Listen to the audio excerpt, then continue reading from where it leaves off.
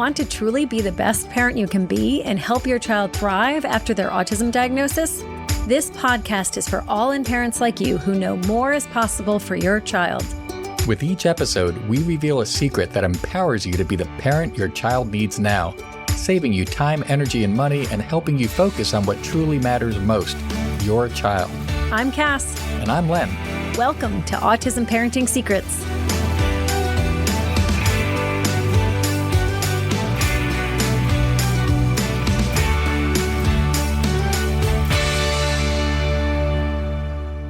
Hello and welcome to Autism Parenting Secrets. It's Len, and I'm at the Documenting Hope Conference in Orlando, Florida, 2024.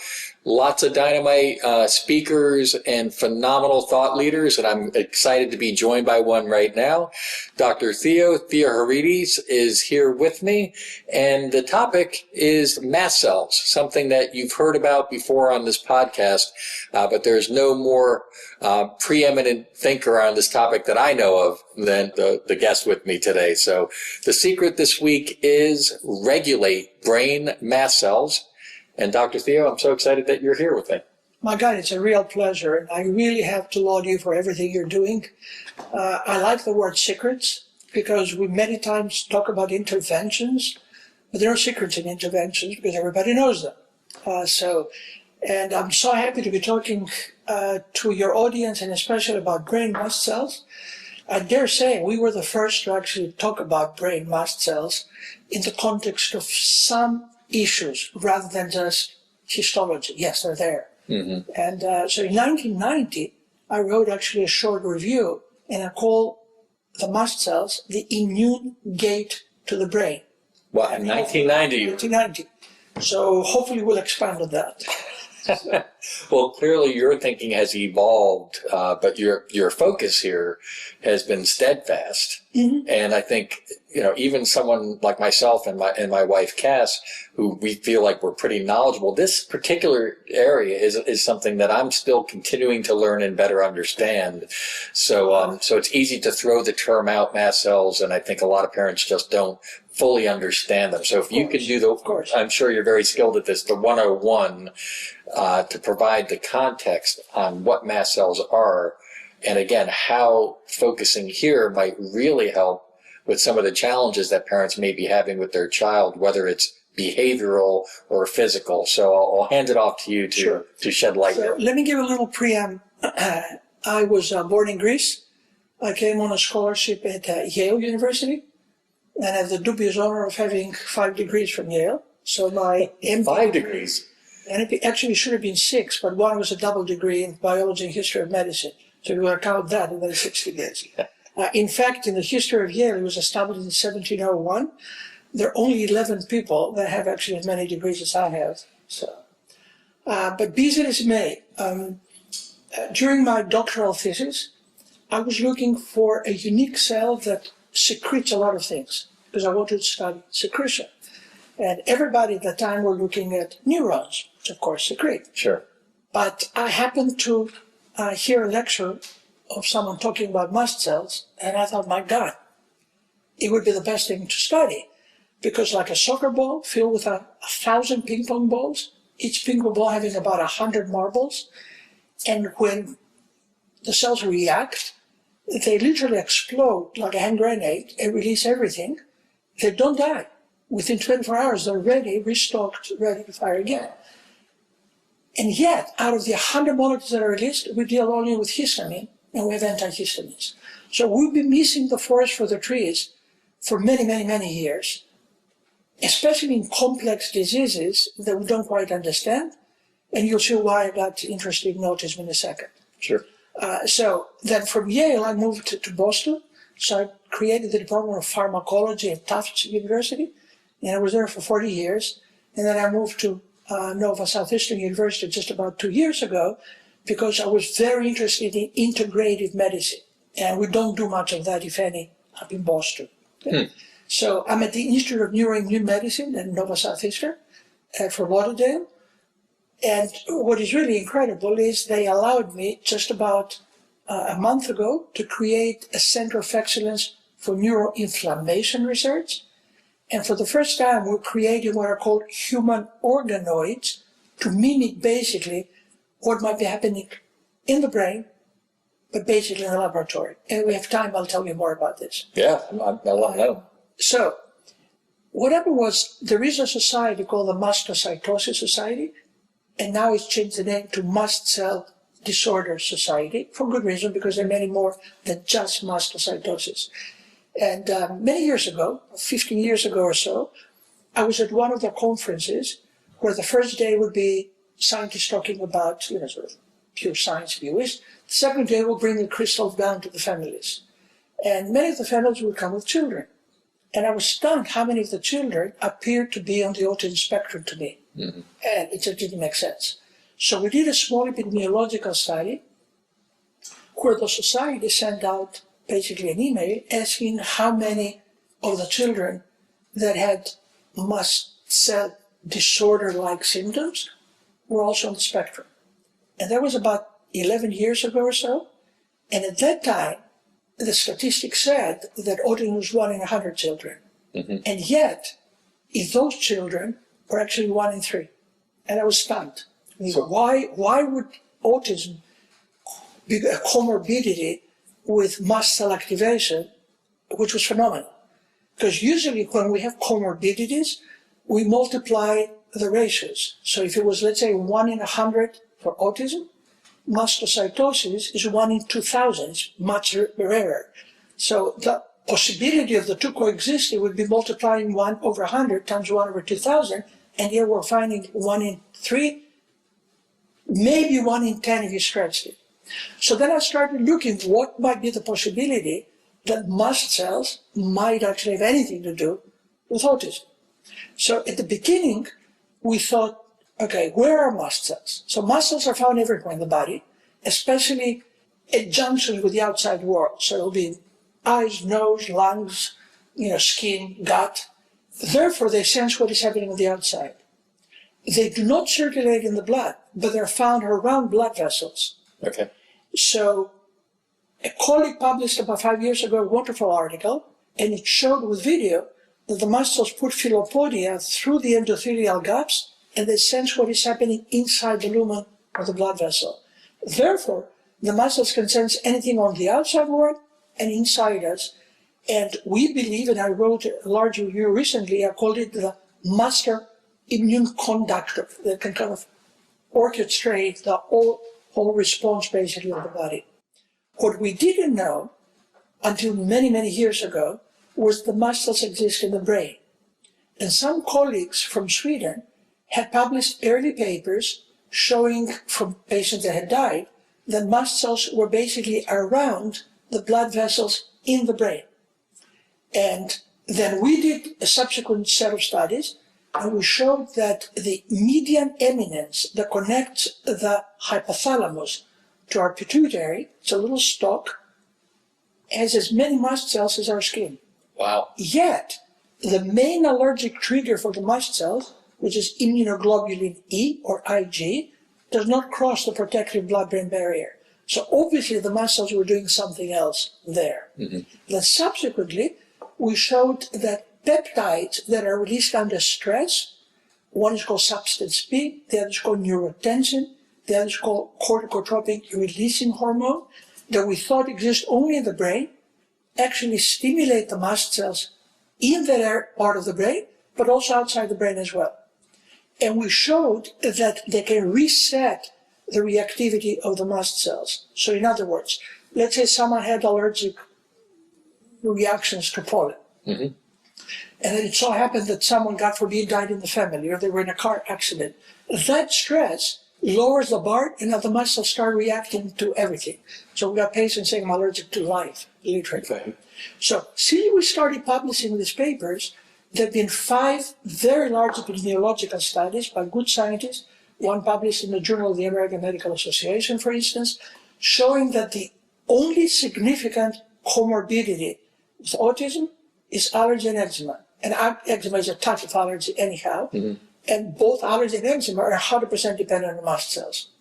So while we had started talking about mast cells being involved potentially in the pathogenesis of whatever autism is, now a lot of people are talking about it, but most of my colleagues don't really understand what is happening. I mean, I'm glad they're putting it out there, and it's nice to be able to have parents question, but it will get us to the secret that we should be talking about. So what is the secret? So the first thing is we need to know and address if a mother has allergies or eczema during pregnancy, because anything the mother is exposed to will cross the placenta and will affect the baby. There's no question about it. And other colleagues have published numerous papers that if a mother is exposed and she is herself allergic or has eczema, etc., the baby is more likely to have such problems when the baby is born, regardless of autism. So that is well defined. But the subsequent studies showed that it increased the possibility of a child being on the spectrum enormously, sometimes between 5 to 10 times. Just that alone. We're still not understanding why. Right? Now, going back to gestation, what happens is, as I said, anything mother's exposed to will cross the blood-brain barrier, but the blood-brain barrier in the developing fetus doesn't start developing until the second trimester of pregnancy. So during the first trimester, anything gets basically in the baby, so the developing brain is exposed to whatever is going on. So that truly is the critical period, the first 3 months. It's absolutely critical. And then the second critical period is what happens perinatally. So as soon as the baby is born, many children, as you know, have colicky pain. They might have rashes because they're responding to either the mother's milk or cow's milk or maybe whatever is happening in the house. That is the critical period to intervene, so that we don't allow the mast cell to release molecules that, one, will open up the blood-brain barrier and allow additional molecules from the blood to get into the brain. They shouldn't get into the brain. And the mast cell releases molecules that stimulate the defenders of the brain, the microglia. So the brain does not have circulating blood cells other than erythrocytes that carry oxygen. So no white blood cells get into the brain. If they cross the blood-brain barrier and get into the brain, they recognize it as foreign as they attack it, and that's how we get multiple sclerosis, for instance. Oh, wow. So it's a double whammy, because the muscles will open up the blood-brain barrier and will activate the microglia. So think about the microglia in a second like spiders creating spider webs. Mm-hmm. So the spider web is the scaffolding onto which the neurons crawl and make connections. So when the microglia see danger, they will do two things. And unfortunately, those two things are bad things as concerns to autism. One, they will stop making the scaffolding, and they will actually attack the invader, whatever that invader might be. Therefore, the neurons don't have the connections anymore now, and the inflammation destroys the connections even more. So we published a paper with colleagues recently at the journal called Molecular Psychiatry, mm-hmm. and we looked at the brains of children on the spectrum that had died versus normotypic children that had died the same way, car accidents, drowning, etc. And we did what is called RNA sequencing. So we looked at all the entire genome, and we looked what is up, what is down, and it turns out that about 10 genes that are important in connectivity were down, and about 10 genes that are important in neuroinflammation were up, which is pretty much what we were saying. And then we asked the question, what is it that destroys the scaffolding? We talk about cytokines or inflammatory cytokines. These are molecules that have names like interleukin-1, tumor necrosis factor. We've known for those for 20 years. And they're up and down depending what kind of tissue you look at, what kind of condition you look at. And some colleagues of mine have published a number of papers showing that certain cytokines are high even in amniotic fluid. But those by themselves don't tell the whole story. So we asked the question, what are the enzymes that can break down the scaffolding?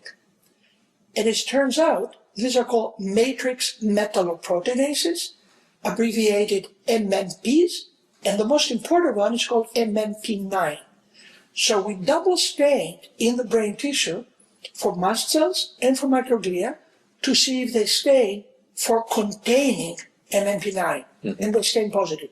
And then we measured the enzyme MMP9 in brain tissue, and only the children of the spectrum, and only in two areas, amygdala, which controls behavior and fear, and hippocampus that regulates memory, MMP9 was very high. So then what we did, I said, okay, can we actually prove that mast cells and microglia release MMP9? Because so far there were associations. So we grow in the laboratory human mast cells and human microglia, and we stimulate them with different potential triggers. So we use the peptide substance P that I mentioned, the peptide neurotensin that I mentioned, peptide CR8 that I mentioned, as well as recombinant ochratoxin A from mold, or recombinant spike protein from coronavirus, or recombinant EBV from the virus that causes mononucleosis. All of them cause release of MMP9 in addition to the other cytokines such as interleukin-1, etc., from both mast cells and microglia. So here comes the secret. Not only we showed now that at least there is some basis to explain that we're losing connectivity. It's like the spark plugs got rusty in that area and the neurons just don't communicate anymore. So we pre-treated the cultures of either mast cells or microglia in the laboratory with various molecules to see if we can actually undo this release of the detrimental molecules. And it showed that one of the molecules that we had been using anyhow, because we had published that it has anti-allergic activity, blocked the release of MMP9 100%, and that was luteolin. Okay. So I want to stress, not lutein. Lutein is found in carrots. It's a carotenoid, luteolin. Now, luteolin belongs to flavonoids, and there are 3,000 flavonoids in nature. And unfortunately, many companies sell soy flavonoids, bioflavonoids, whatever you. The flavonoids are thought to be antioxidant, and in fact, they are antioxidant. And the more, as some of your listeners may know, phenolic a molecule is, the more antioxidant it is. But about 40% of the children on the spectrum have phenol intolerance. These are children that become very hyper when they eat chocolate, strawberries, berries, etc. Yeah, which is why you have a low phenol. Correct. So we had to actually walk a very tight line to have enough phenolic compounds to help us, but not too much that might cause actually hyperactivity. So at the beginning, I helped the company Algonaut to make Neuroprotect, that at that point had both luteolin and quercetin, which is a little more phenolic, and the quercetin glycoside rutin. And the reason why we did that is because many children, as you know, have also gut problems. So rutin, by being the glycoside, is cleaved in the gut and therefore stays a little longer in the gut to shut down inflammation in the gut. Quercetin is broken down by the liver enzymes as it should faster and allows luteolin to escape and get into the brain. So that was the idea. Once we realized that about 20% of the kids were getting hyper because they were phenol intolerant, then we reduced the amount of quercetin and rutin and allowed the luteolin to stay the same, and we call that low phenol. And up to that point, families had to open the soft gel capsules because many children could not swallow, and literally squeeze the content, which was yellow liquid, and I'll explain the importance of the liquid, but that doesn't go into water, so they had to put in a little, honey, hummus, applesauce, etc. Now, why liquid? Because the powders, any flavonoid, whether it's pycnogenol, curcumin, luteolin, epigenin, any of those, in powder form, they get absorbed less than 10% from the gut. And what my colleagues many times say, well, does it get absorbed? I'll give you 2,000 milligrams. And it's exactly what they do. Many companies out there that sell this product, they say 500 milligrams twice or 3 times a day. But what happens is, let's say I give you 2,000 milligrams. You absorbed only 200 milligrams, 800 milligrams stays in the gut, shuts down your gut, and now you end up with SIBO, meaning inappropriate growth of other bacteria, etc.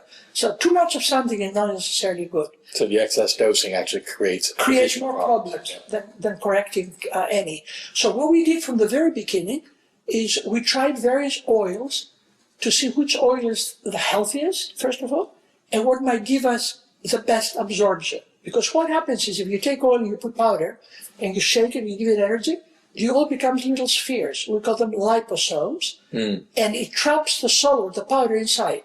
that is absorbed 3 to 5 times easier from the gut. And we use pomace oil for 2 reasons. First of all, because it's cheaper than olive oil. It used to be cheaper, now it's about the same price. So this is olive pomace oil. So olive pomace oil is olive seed oil, basically. Yeah. So after you take the olive oil, you're left with a bit, you squeeze that, and there's less oil in that, but you can get it.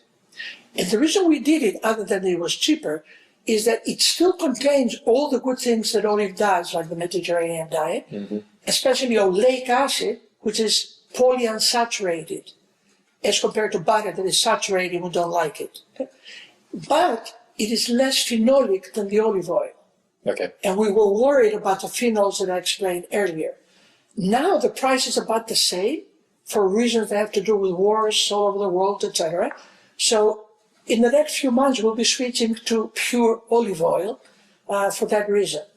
And just because my colleagues don't know, and sometimes, obviously your listeners might not know, when we say extra virgin olive oil, the more virgin it is, the more polyphenolic it is. And the reason why many companies say that the extra virgin oil is good is because polyphenolic is good antioxidant. But as I said, for some of our kids who don't want it to be polyphenolic, and the pure oil, before it starts becoming, extra virgin, extra virgin, doesn't have that many polyphenols. Right. So we'll be having the benefit of Mediterranean diet basically in a capsule. And about a year ago, we created liquid so that 1 dropperful is equivalent to about half a salt gel capsule. But the good thing is if you can put it under the tongue, about 30 seconds, it becomes sublingual, and you avoid the stomach that can destroy it, etc. I got it. So, getting back to the brain cells. If there's any indication that there are allergies or sensitivities, we have to address those. And what do I mean by address them? First of all, you try to eliminate the triggers. And the triggers could be in the environment, like pollen, for instance, or it can be dust, or it can be mold that releases mycotoxins that are volatile. So how do we do that? Well, first of all, you can do regular testing for IgE against the potential triggers. And when we ask for IgE, we ask for specific IgE or immune IgE, but you have to indicate what you're looking for. They cannot do it for everything. So what I usually do is ask for casein that is found in milk products, for gluten. I ask also for something that is not very well known, but it's becoming very important, an antigen called alpha-gal. Alpha like the Greek letter alpha, and then GAL, it's an abbreviation. Alpha-gal is found only in red meat, not in chicken or fish, but it's found in pork and beef. And many individuals now are becoming very sensitive to that, and hardly anybody knows about it. And it becomes even a worse problem if someone has been bitten by a tick versus Lyme disease, or maybe about this, PANS or pandas. Because what happens is the ticks would bite, let's say, a deer or a squirrel, they carry the alpha-gal, then you're bitten by the tick, now you become super sensitized to alpha-gal. And I've had patients, all ages, where they might turn red around the face, for instance. And it will be lipstick or chapstick, because pretty much every cosmetic has actually gelatin in it, which counts, of course, from those. So we really have, so that's the first secret, if you wish. Make sure that your children are or are not sensitive to certain things as early as possible, or do the testing. So it will be either immune IgE, or you can do what we call food intolerance test. Many of my colleagues in Allergen don't like to do it, and you'll see why. Because that is immunoglobulin G subclass 4. It's a different antibody that triggers the mast cells. But if you eat something every day, it turns out to be false positive. So I usually tell families, if you or the children who are very finicky with foods can tolerate it, don't give them anything that might be offensive about 3 days before drawing blood or sending the sample. So I usually say boiled chicken, organic chicken, and maybe quinoa. Quinoa doesn't have any gluten in it. So that way the kids are not going to starve, for a few days. But otherwise, they come back that they cannot eat anything at all. And we're starting with kids that finicky to begin with. Right. So that takes care of the potential triggers. Then if we know that a child responds adversely, meaning the behavioral changes, to foods that contain histamine. Because there are many children that have histamine intolerance, which is not an allergy. That means they're missing an enzyme, and there are actually two enzymes. Diamine oxidase is the best well-known enzyme. The other is called histamine methyltransferase. Both of these can be actually assayed. But if you're lacking these enzymes, and by lacking I mean you have mutations that don't work well, the gene is there, so you're not really missing the gene, then you cannot break down histamine.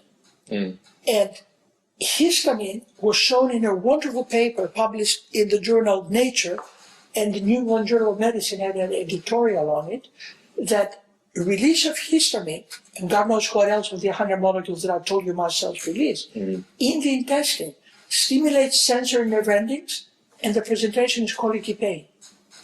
And it's not because of anything else. And the histamine-rich foods are tomato, avocado, spinach, eggplant, sardines, and spices. Right. Even avocados a little bit, right? The more ripe the avocado is, the worse it is, actually. Usually if we boil them, the histamine is oxidized and it's destroyed. But raw tomato, ripe avocado are the worst, basically. And unfortunately, there's a supplement out there. I'm not going to mention it because I don't want to kind of badmouth about anybody, but it's supposed to be for allergic problems, and it's got cumin in it. And cumin is loaded with histamine. Yeah. Okay. So we really have to watch it. And here, if we don't know in the medical community, why would we expect, unfortunately, many of the consumers to know the details?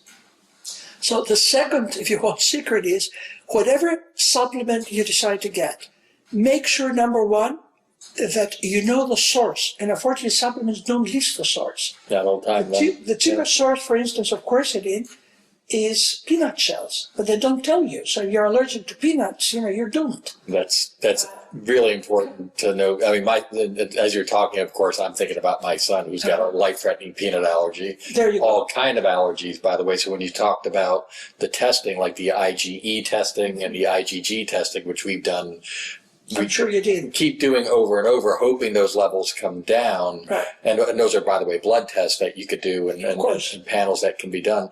And you also touched on the idea that if you're eating the same thing every day, then you're likely to develop an issue like an IgG issue. So yeah, it's useful getting that information, but it can be very confusing what to do about it. Correct. And how to move forward. So I know many families do elimination diets, which is of course okay, but sometimes you don't have to eliminate anything if the problem is not there. So, you add additional stress to the children when you might not need to. Right. And stress is a biggie. As I said earlier, the main hormone released under stress is that peptide CRH, and they reset the reactivity of the mast cells. So the muscle will go crazy under stress. And we publish numerous papers. Eczema gets worse with stress, for instance, etc. So the first secret is identify what might be potential triggers and do this as early as possible. Okay? Even if you say that my child is fine, it never really is fine. Something is happening if the child is having issues. And one of the things I usually ask families to do, you can probably do it, I can do it on you because I'm wearing a jacket. If you kind of go on the underside of the arm, and I'll use my fingernail, or you can use a dull object. If I scratch like this, just a continuous line, and wait about a minute, if that line turns red, that means there's possible underlying problem with mast cells that have to be actually identified. And why is this still red in certain individuals? Because the pressure alone, not any allergen, not any food, will actually stimulate the mast cells. They will release histamine. They will make the blood vessels basically leaky. Blood will come out, and that's why you get redness. Wow. That is telling me that I've got to search for something. So it's quick, it's fast. You can do it as a play with children, or you can do it on the back if you want. I like to do it on the arm because then the patient can see it, themselves. Yeah, no, I remember hearing about that years ago, and we tried it on my son, and of course, immediately the red mark. Yeah. And he's here, so I'll do it again. So we call that, from the Greek, dermatographia, meaning you can write on the skin. So is that a decent, not a perfect, but a decent sense of, like, if parents are wondering, is histamine an issue for my child? But it's mostly mast cell issue, not necessarily histamine issue, because as I said, the histamine can come from foods as well. Okay? But it's a quick way to at least get on the board that I've got to search more. Right. So the second everyone's secret is, once you've identified what may or might not be triggering the mast cells, you have to calm the mast cells down. And there's no drug or supplement other than what I'll repeat in a few minutes that can do that. The only drug that's been available, and it's called the mast cell blocker, it's called Cromolyn. And yet, Cromolyn is absorbed less than 5% from the gut. The body gets used to it very quickly. So within 4 months, we have to quadruple the dose that we give. And by that time, you start getting diarrhea and your hair falls off. Okay? So we published a paper, which is accessible on Google. It's a free publication in a good journal, where we actually pre-treated human mast cells in the laboratory with the same amount of either Cromolyn or Luteolin. And we trigger the mast cell with different triggers, both an allergic trigger and a peptide trigger. And we measure the release of 10 of the molecules we've been talking about. Luteolin was by far a better inhibitor than Cromolyn. And it's entirely natural. So we can introduce either just Luteolin, and the company Algon has pure Lute, just Luteolin, or Luteolin with quercetin, which, as we said, is neuroprotective phenol, as early as possible. I mean, we've been using it in children as 1 year old, for instance. Obviously, having the liquid, it's easier because you can use a dropper. You can use like a quarter of a dropper full, and slowly. So the Neuroprotect comes in a dropper, correct, as well as a capsule, or yes, the Neuroprotect low phenol is in a liquid form. And as I said earlier, 1 dropper full, which is 1 milliliter, is equivalent to half a capsule. But if you put it under the tongue, it's equivalent to 1 capsule because it gets absorbed sublingually. I was going to say, and that's basically liposomal delivery. Correct. Okay. Correct. Yeah. So that takes care of the potential allergies or sensitivities, and it reduces the inflammation in the brain. And as I said earlier, we and others have shown that there is inflammation in that part of the brain. There's no question about it. And in about 50% of the children, the inflammation is enough to spill out in the blood, because we can measure those same molecules in the blood, but only in about 50% of the children. But if we were to measure those molecules in the blood and they're high, then you have to be a little more aggressive. So instead of 1 ml, let's say, per day, I will go 1 twice a day, and then keep on increasing up to 2 twice a day. Again, depending on the age of the child. Two dropper fulls. Yeah. Now, that takes care of the inflammation and to some extent allergies. But about 40% of the children have mutations on an enzyme called MTHFR that makes basically active form folic acid. And the brain cells need folic acid. So we've got to keep the brain cells, while they're being bombarded by inflammation, in good health. So there are 3 things one can do. One is the folic acid needs to bind on the surface of the cells to what we call a receptor. It's like a lock, unlock the lock to get inside. About 50% of the children have antibodies that block that. There is a company in New York called Iliad, Iliad, that can actually measure those antibodies, because if they're present, we need to know and we need to bypass that. Once the folic acid gets inside, it has to be acted upon by the MTHFR to make the active form of folic acid. And I'm sure Dr. Fry has already spoken about this. And both he and I like folinic acid, because folinic acid doesn't need the lock. It goes in through a pump, and it's used by the enzyme more efficiently. It's like giving high-octane gas, if you wish. And I know he uses quite a bit. I like to start a little slow, because if you give too much, many of the children become a little hyper. So I usually recommend about 2 to 5 milligrams a day. Then slowly you can go up to whatever. He's published a paper with 50 milligrams a day, for instance. But it is not only very helpful for brain health, but there are just 2 publications from him and 1 from another group that basically allows language to develop a little faster. Wow. So I always recommend either the Pure Lute or the Neuroprotect phenol together with low amount folinic acid until we have the gene analysis, because if the gene is actually mutated, that will increase the amount, obviously, to overcome that problem. Now, the third, if you want, secret, is that in my experience, most of the children I've ever dealt with alone or through colleagues are hyperactive. And hyperactivity is not part of the diagnosis of autism. So the question is, why are they hyperactive? And unless we bring down the hyperactivity, everything else that I told you takes much longer to take, or create a benefit. Yeah, and if it's not hyperactivity, these kids are so often in a sympathetic state. Correct. It's so I've always said that whatever happens in the part of the brain that I told you has inflammation, which is called amygdala, that is the center of fear. It's like resetting the center of fear. So the kids are basically in a fight or flight reaction all the time. And the higher functions say, well, why should I bother here? I need to survive, let alone anything else. So unless we reset that fear threshold, we're not going to be helping the children, at least not as fast as we would like to. So I recommend two things, basically. The neurotransmitters that are excitatory, as we call it. By the way, did you turn red? No, so you're fine. Yeah. Okay. But it disappears in about 3 minutes. Yeah. You've got to look at it fairly quickly. My son's arm would not be fine right now. Yeah, well, there you go. So the neurotransmitters that are excitatory would be epinephrine. In Europe, we call it, in Canada, we call it adrenaline, same thing, and dopamine. And serotonin is the one that calms primarily. So if someone is jumping up and down and they're going crazy, I've got to measure those neurotransmitters. So we call them catecholamines.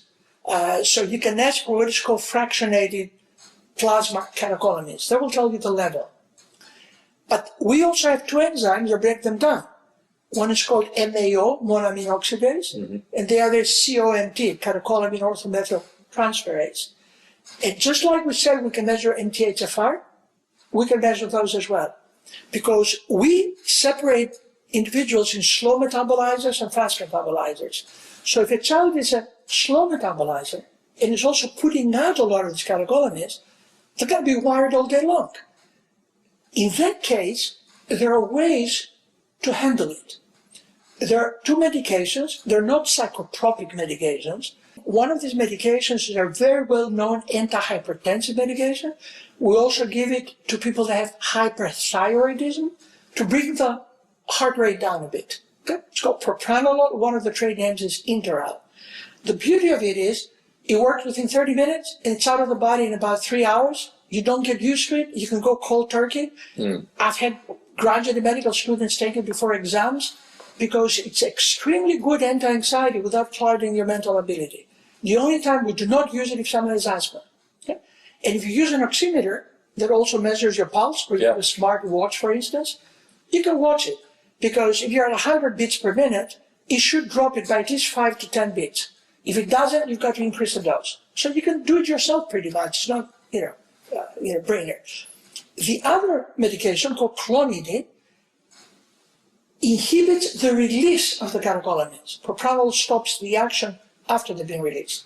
And it's a little sedating, so we can give it at night, for instance. And many people use clonidine. One of the trade names is Catapress, but there are many different names.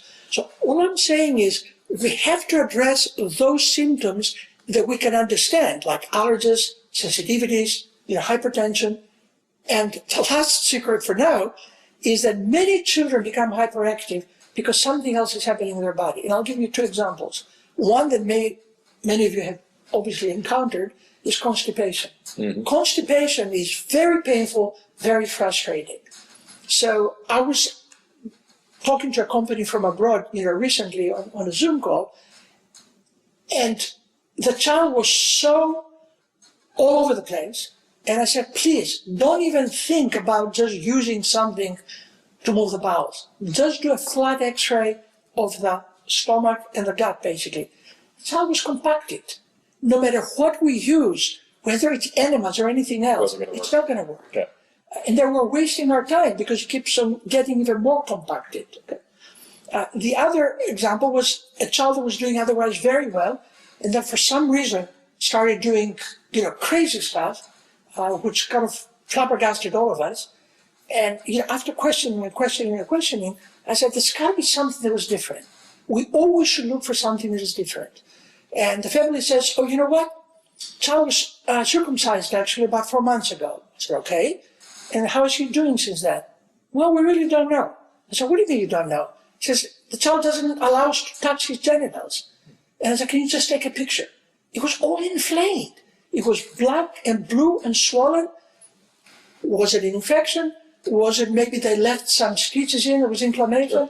But sometimes there's such obvious problems, and we think it's all autism, and it's not autism. So the last, if you want, secret is don't put all the eggs in one basket. Allow a few months with what we've discussed, see what symptoms remain. And maybe those symptoms that remain could be addressed differently. And that basically helps us understand what is going on and helps you basically, follow through. There isn't a single treatment that fits every child, period.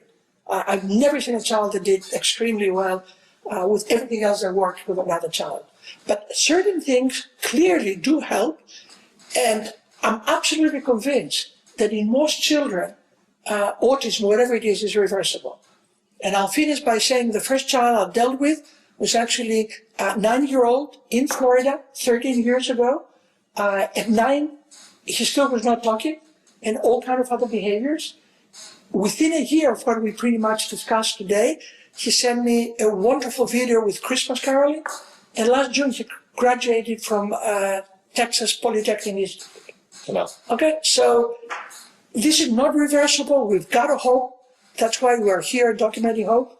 And I'm so grateful for you to allow me to share some things that might be helpful to families out there. Well, it's been my honor to have you here, and again, we could talk for hours for sure. But I think you've shared so many great perspectives for parents to consider again as they're working with practitioners, trying to discern what's going to help their child. And I know the products that you mentioned with Algonaut, those are all available.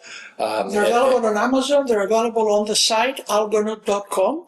The site was redone recently, and would like to hear your comments, because it was fairly dry before. I was, operating the site while I was in Boston. It just doesn't work anyway. So now I'm down here in Sarasota, and I work, as I said, in Fort Lauderdale, Nova Southeastern. But there's a lot of information now. There's a history why olive oil was, is being used. There's a lot of science there, and it connects basically to my own personal website, which is drtheoharides.com. There are a lot of videos, publications you can download for free. There are many, many questions and answers, many of which, of course, I get from you and, all kind of families, and then I try to address them. Because many times we're kind of buried in science, and we kind of lose the sight of what is actually helpful for families out there. And any comments and any questions, please send them either through the host or directly to me, if you wish. It's drtheoharides@gmail.com. And eventually I answer. I'm months behind. I don't have anybody helping me. But eventually I do answer. So don't lose hope there either. Great. Well, again, it's been totally, I'm just so excited to be able to have your voice on our podcast. And it was just an honor to finally get to meet you. So thank you, Dr. Leo. Thank you very much. Your child wants you to transform now, and the fastest way to do that is with personalized support. To learn more, go to allinparentcoaching.com/intensive.